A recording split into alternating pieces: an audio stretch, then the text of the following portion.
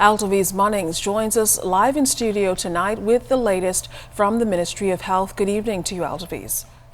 And good evening, Bahamas.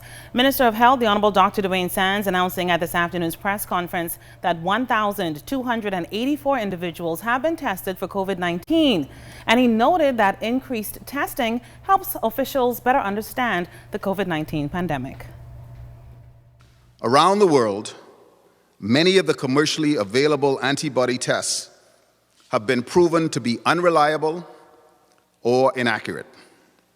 It is now the firm policy of this ministry that no other testing, including rapid antibody testing, will be accepted in the Bahamas to confirm the negative or positive status of COVID-19 patients.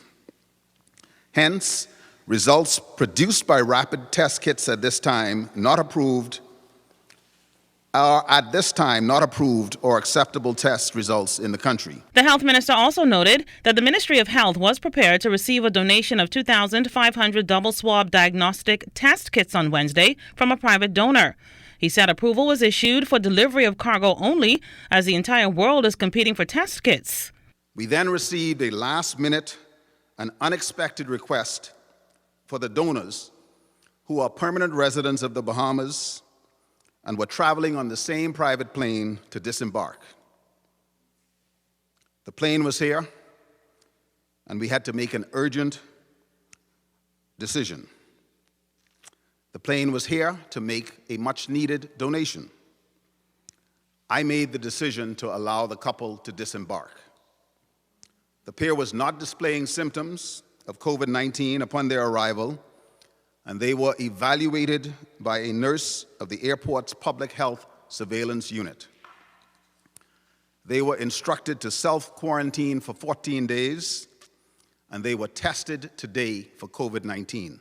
Chief Medical Officer Dr. Pearl McMillan answered the question on whether or not the Bahamas could endure a second wave of the coronavirus. What we are seeking to do, certainly from the health perspective, and we make recommendations regularly regarding this, is to strike a balance, like my minister would have suggested. And what that means is once you have put in place certain, relaxing of certain measures, what we would need to do is monitor closely to determine exactly what relaxing of those measures would have actually, led to as it relates to cases. So we will continue to monitor it closely, but we are concerned that if it's not done in a measured way, the potential for us to actually have a later surge is there. Health officials also confirmed that the Bahamas will apply to be considered for a clinical trial of the experimental drug remdesivir.